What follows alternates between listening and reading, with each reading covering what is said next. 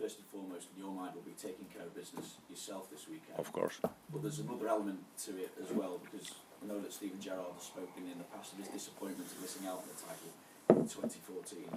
So how much do you buy into any kind of romantic notion and the romantic side of football that he could go and get the result that ultimately hands you the title as well if you take it? I can understand these kind of situations only by thinking myself in that role. So if I would play a game and could help Dortmund, I could help Mainz, whatever, it would mean for me an extra motivation. That's how it is. But I don't play. And Stevie doesn't play. So that's a shame. And much more a shame that Stevie's not playing than that I'm not playing. But so, yeah, of course, we are all human beings and have these kind of things, but there's no real info that Stevie will take it 100% serious. I'm sure, without me calling him or whatever, I don't have to. Probably the rest of the club did it already, but I didn't. I think a really good example, for example, how motivated football teams are to fulfill their own targets is last night's game from Crystal Palace. So Crystal Palace, wow. And there were a lot of people going everything. It was such an important game, one of the most important games for Everton in history. And then Crystal Palace shows up there and plays incredible football. So, and yeah, they lost, but the effort they put in, and the passion they showed, and the whole game was really, from Crystal Palace, was really good. They lost, and congratulations, by the way, to Everton for staying in the league. But that's a good example, just how football teams usually are.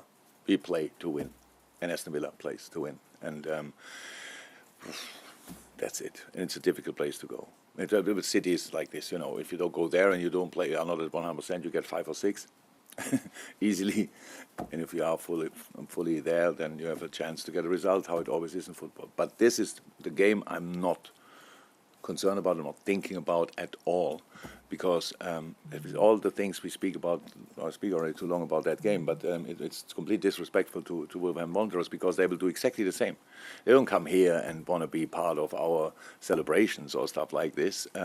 They come here and want to win, get 3 points, definitely, and we have to be ready for this game and not for the other one. I was wondering, how proud are you with the season, the journey that the players, yourself, the club, the staff have been through this year? Yeah, that's been tough, but it's been great.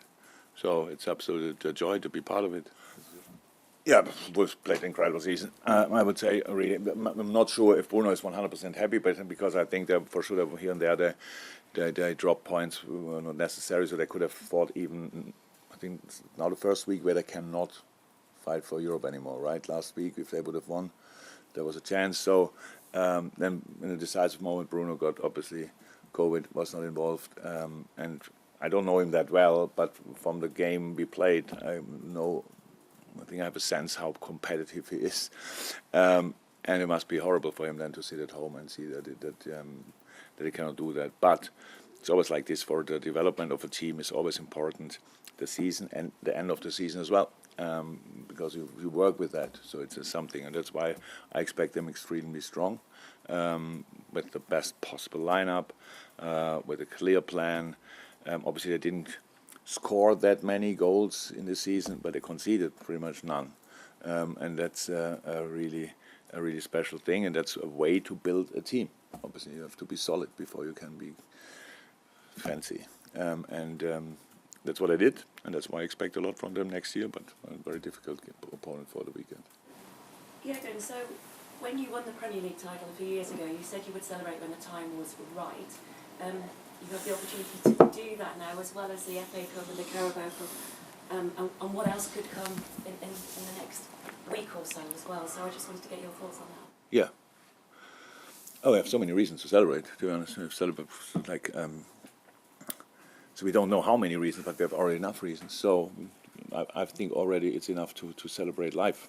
It's already enough reason. Then, of course, Carabao Cup, the FA Cup, and whatever will come. And I know, and of course, that we didn't have the parade 2 years ago when we became champion is not the reason, but another reason. I'm really happy that we can deliver what I promised that time. I said, whenever it's possible, we will have a parade. Now there's a parade. It's not. So it's all about us, what we want to celebrate. It's not about what other people think, and I couldn't care less. But I know already about what people will say about it, really, all these kind of things. But it's really, it's just for us. It's just for Liverpool FC, for the people. It's just that we celebrate that we are together in this moment in time. And that's, for me, actually already enough to organize a parade without any trophies. But we have already two, and let's see how many more we will have until then. But whatever happens on the 28th, the 29th will be this 29th will be a great day. The quadruple is still very much in sight for Liverpool. Should they beat Wolves, they will be crowned champions if City do draw with Villa. Liverpool have been playing, the most number of games this season. I think they've played 63 altogether. They've gotten into every final they could possibly get into.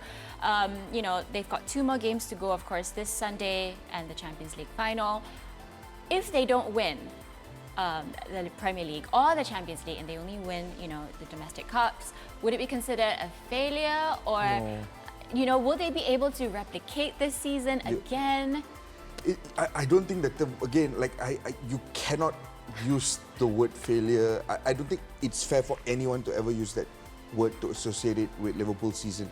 I think this Liverpool season, this particular Liverpool team, is one of the greatest football teams of all time. One of the greatest squads, because realistically, you look at what's within your control. From a managerial point of view, what's within their control is to go as far as possible and is to push as much as possible in all the competitions that you're competing in. And Liverpool have done that. They've played every single game virtually available to them, and they will play every single game virtually available to them this season, including tomorrow's game and the Champions League final as well. So there's nothing more that Liverpool could have done. And the thing about finals is, they've 2 finals, both they've won so far. The league is difficult because with the amount of points that they have now, the amount of points that Liverpool have accrued now, this total of points would have been enough for Liverpool to have won the Premier League in 7 other seasons. I think it was 6 or 7 other seasons, they would have been champions. So this is by no means a mediocre second place team. This is a team that would have been good enough to win the Premier League titles in a different season. Yeah. At the same time, we've got the Champions League final as well. Finals are a one-off thing. It's difficult to confirm that. So to me, even if the quadruple isn't achieved, this is a season that needs to be remembered, because I don't think any other team has come close to accomplishing anything like this in the Premier League era, at least. The closest I can think to is maybe Continental Europe, Barcelona under Pep Guardiola. I think that first couple of seasons when they just went on this rampant run and just dominated everything. But beyond that, I can't really imagine a team, especially with the amount of games you play in modern football right now. It's ridiculous, really.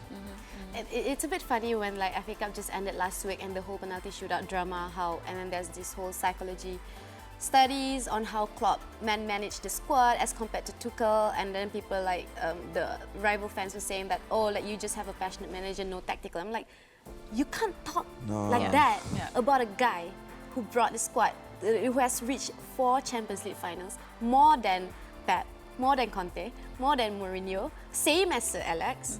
And you can't, and yeah, sure, he's 100% about passion, right? Yeah. That's one. Second, and how Kish said that we shouldn't narrow it down to as a failure, because we talk about it when we talk about the first segment just now, how they have taken this benchmark the whole another level for them to create that very big gap as compared to other teams in the Premier League. And when we talk about Premier League, it's the best league in the world in sense of what do you call it? Not difficulty, but just quality, how quality. Yes, that was the word. The quadruple narrative is a bit how Klopp worded this in one of his interviews. He said that it's unnecessary for us to focus on the quadruple achievement, but it's there for us to grab it. He understands that.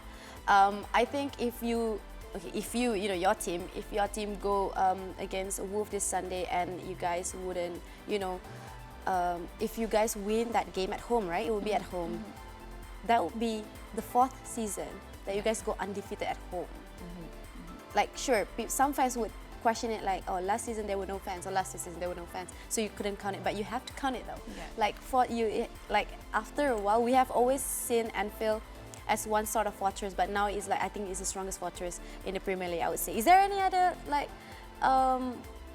club that could match the intensity of, you know, that seram yang orang kata kalau nak main kat Anfield macam like a bit takut. It goes back to what Jurgen Klopp said in the press conference. I think one of the best things about Jurgen Klopp is, and it was one of his biggest missions when he first took over Liverpool, which was to activate the crowd at Anfield. But I think beyond just activating the Anfield crowd, what he has also done is activate the support of the wider community in Liverpool outside of just Anfield alone. And he said it in the press conference. The way he worded it and said, this is just for Liverpool. This is just for the people. He's got that ability to create this siege mentality of us against the world. And it's done them wonders in the last few seasons, right? It's created this mentality that they don't fear anyone because they've got the support of not just Cops and not just 40,000 people at Anfield, but the wider community around Liverpool. Yeah. And it's such an incredible part of what Jurgen Klopp does for you as a football manager. And another way to look at it is not just, when it comes to this kind of squad, when it comes to this kind of team reaching that scale of achievement in terms of their quality and everything, people would only tend to praise the first team players, and then when it comes to the fringe players, like nothing to talk about, but sure, like you're part of the squad and everything. But for this squad to have a player like, if I were to throw it out there, Minamino, right? Top scorer of FA Cup and Carling, and doesn't even have to be involved in either of the final. But can accomplish 10 goals in just 1,000 minutes that he has played across the season, and every single fringe player would get the same level of praise as like the first team player. That's the kind of respect that Klopp has instilled in his squad, and that goes across the Liverpool town, and I think that's crazy. we could go on and on about of course, Jurgen Klopp. I think it's too obvious that we're two big fans of Klopp. We might support rival clubs, but we're big Klopp fanboys and fangirls. That is amazing.